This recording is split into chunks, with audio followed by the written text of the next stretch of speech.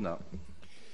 Madame la préfète, au moment où vous rendez compte de l'activité de vos services, je veux dire déjà combien les habitants restent attachés à leur présence dans les territoires. Un récent baromètre, d'ailleurs, a mis en évidence la satisfaction des usagers, particulièrement à l'égard de l'école, de l'hôpital et de la gendarmerie. Alors, évidemment, bien loin du bashing vécu par les fonctionnaires et parfois largement répandu dans certaines sphères. Alors, bien sûr, le niveau d'attachement n'est pas le même pour tous. Je pense à France Rénov', dont nous avons parlé. Je pense au MDPH.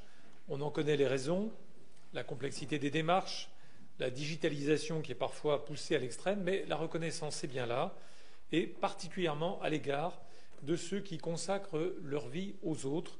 Et vous me permettrez, Madame la Préfète, d'y associer toutes celles et tous ceux qui servent les collectivités locales. Alors la question que l'on pourrait se poser est de savoir jusqu'à quand, ou plutôt avec quels moyens. Les départements tirent la sonnette d'alarme de longue date, et je m'associe aux propos qui ont été tenus ce matin par le Président, parce que l'on ne pourra pas longtemps, dans un contexte immobilier atone tel qu'on le connaît, à financer seule la solidarité sociale sans recettes nouvelles, sauf évidemment à abandonner une à une les compétences qui nous restent. Ce serait d'ailleurs contre-productif, parce que l'échelon départemental y reste un échelon de proximité et de solidarité entre les territoires, non seulement d'ailleurs pour les allocataires, bien sûr, mais aussi pour les habitants dans leur ensemble.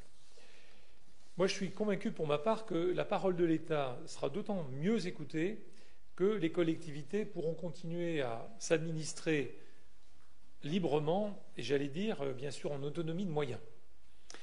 Mais, disons-le, nous vivons des moments singuliers, j'allais dire des moments inquiétants, à bien des égards pour la continuité de l'action publique.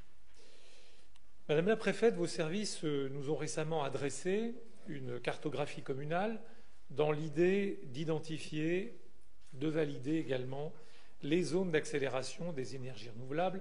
Vous en faites écho dans le document que vous nous avez remis. Nous savons d'ailleurs tous que le recours à ce type d'énergie est un des leviers retenus par le GIEC si l'on veut effectivement atteindre un niveau net zéro émission de CO2. Contre toute évidence, les députés ont d'abord adopté le 19 juin, puis rejeté un amendement, si j'ose dire remisant, en tout cas suspendant, tout nouveau projet d'énergie renouvelable, et notamment photovoltaïque.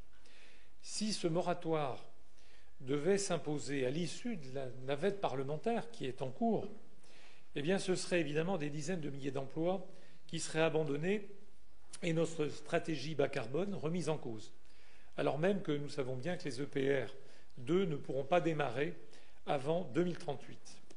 Comment imaginer aussi que la CMLEA, que nous avons mis sur pied et doté de nouveaux capitaux, 3 millions d'euros, je le rappelle, d'apport du département complémentaire, eh bien, soit demain contrainte de réduire drastiquement son plan d'affaires de 100 millions d'euros.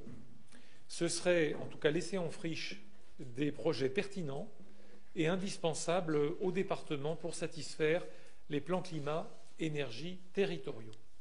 Ce revirement sur le sujet environnemental n'est pas le seul. Vos services, et je pense plus particulièrement à ceux de la DDT, nous rappellent régulièrement, et à juste titre, l'enjeu foncier lors de l'élaboration ou de la révision de tout document d'urbanisme dans la perspective du zéro artificialisation nette à l'horizon 2050. Or, vous le savez, un texte récent, toujours en débat, évoque la possibilité de dépasser jusqu'à 30% la consommation maximale autorisée. Au dire même d'ailleurs du rapporteur du texte, cela reviendrait à vider le ZAN de sa substance. Au moment, ou plutôt au-delà du débat de fond, cela pose la question de la constance de l'action publique. Le Sénat avait déjà amendé la loi climat et résilience en faveur des communes rurales, je le rappelle, en leur accordant au moins 1 hectare de surface constructible. Dans ce contexte de grande confusion, je dirais, auquel certains prêtent volontiers leur concours, les élus, l'État et l'ensemble des acteurs peuvent-ils encore se fixer un cap et s'y tenir dans la durée? ce serait un signe terrible de constater que ce qui est vrai un jour ne l'est plus le lendemain, alors que les constats ont été posés, les objectifs arrêtés et les solutions initiées.